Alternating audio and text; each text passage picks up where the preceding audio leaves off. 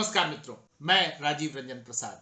चंद्र और सूर्य ग्रहण जब लगने वाला होता है, धर्म और विज्ञान की खोखली बहसें आरंभ हो जाती हैं। भारत में आज विज्ञान क्या है? पाश्चात्य अनुमोदित सिद्धांतों का पुलिंदा, जिसके अंतर्गत भारतीय शास्त्रों और शोध को नकार हासिल हुआ है। ग्रहण पर होने वाली टीवी बहसों में आधुनिक वैज्ञानिकों को बात करते देखता हूं तो वे भी मुझे लकीर के फकीर नजर आते हैं। विज्ञान में जो आधुनिक है वह अतीत के शोधों की पीठ पर ही खड़ा है। उदाहरण के लिए मोबाइल के अब स्मार्ट से स्मार्टर वर्जन आ गए, लेकिन कैसे भूला जा सकता है कि टेलीफोन की खोज अलेक्जेंडर ग्राहम बेल के द्वारा की गई है।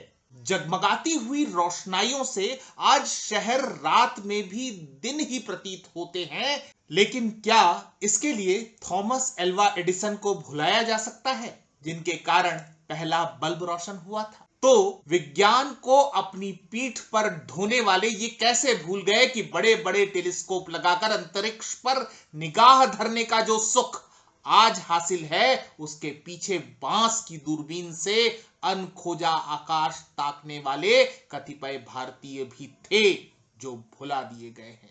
हमारी पुरानी किताबें कविता तत्वों में ही लिखी गई, इसीलिए कुतर्क शास्त्री ग्रहण पर चर्चा आरंभ होते ही राहु की गर्दन, चांद को निगलना जैसे बिंबों पर परिहास लिए हुए खड़े हो जाते हैं। उन्हें कोई यह आईना भी नहीं दिखाता कि जब यूरोप का आदमी नंगा था और गुफाओं में चित्र बना रहा था, उस वैदिक समय में भी भारतीय दिन क्यों और रात कब छोटे और बड़े होते हैं, अमावस्या और पूर्णिमा कब होती है, सूर्य तथा चंद्र ग्रहण क्यों लगते हैं, जैसे विषयों पर बोध रखते थे।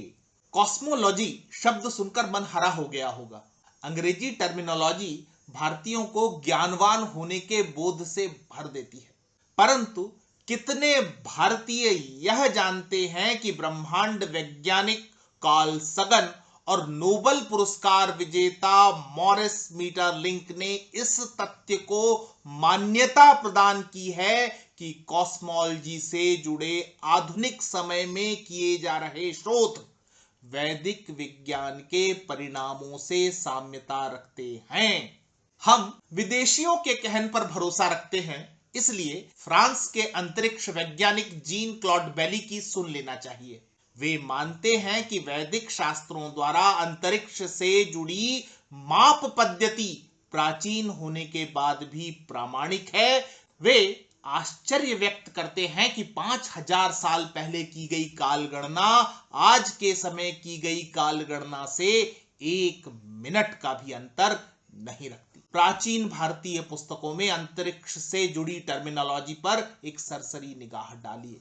कॉस्मिक एग के लिए हिरण्यगर्भ, नेब्युला के लिए निहारिका, ब्लैक होल के लिए कृष्ण तारा, कॉमेट के लिए धूमकेतु, प्लैनेट के लिए ग्रह, सैटेलाइट के लिए उपग्रह, मीटियोराइट्स के लिए उल्का आदि हमने कितनी आसानी और निर्लज्जता से अपनी धरती के भीतर हुए अंतरिक्ष संबंधी पुराशोधों को भुला दिया है।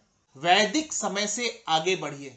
क्या आप जानते हैं कि विश्व के सबसे बड़े महाकाव्य महाभारत में केवल कौरव और पांडवों की कहानी नहीं, खगोल शास्त्र से संबंधित 150 से भी अधिक श्लोक हैं।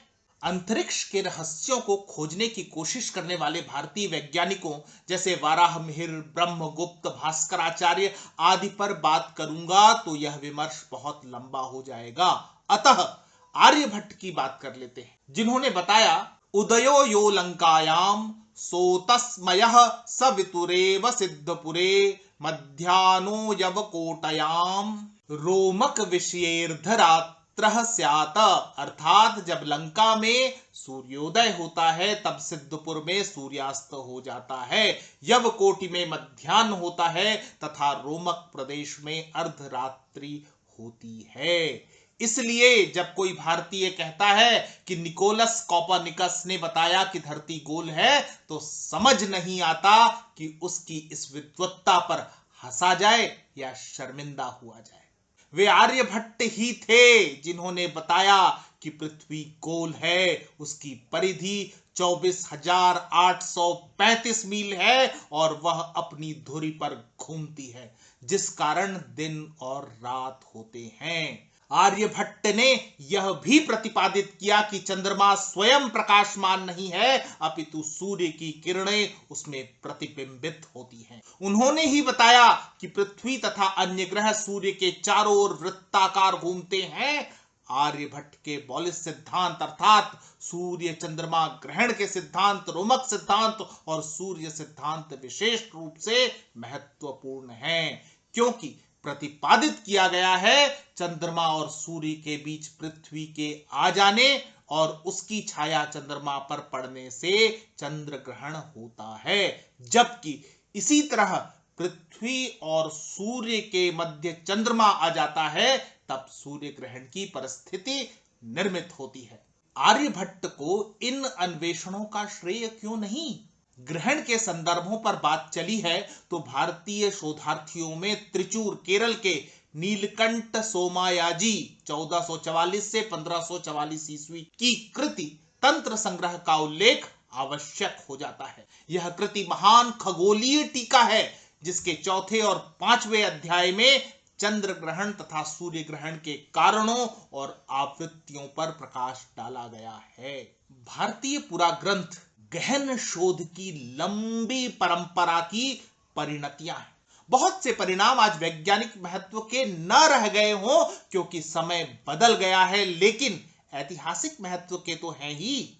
जब गैलीलियो को याद रखा जा सकता है, कोपरनिकस को याद रखा जा सकता है, तो भारतीय शोधकर्ताओं को क्यों गुमनाम रहने की सजा दी गई है?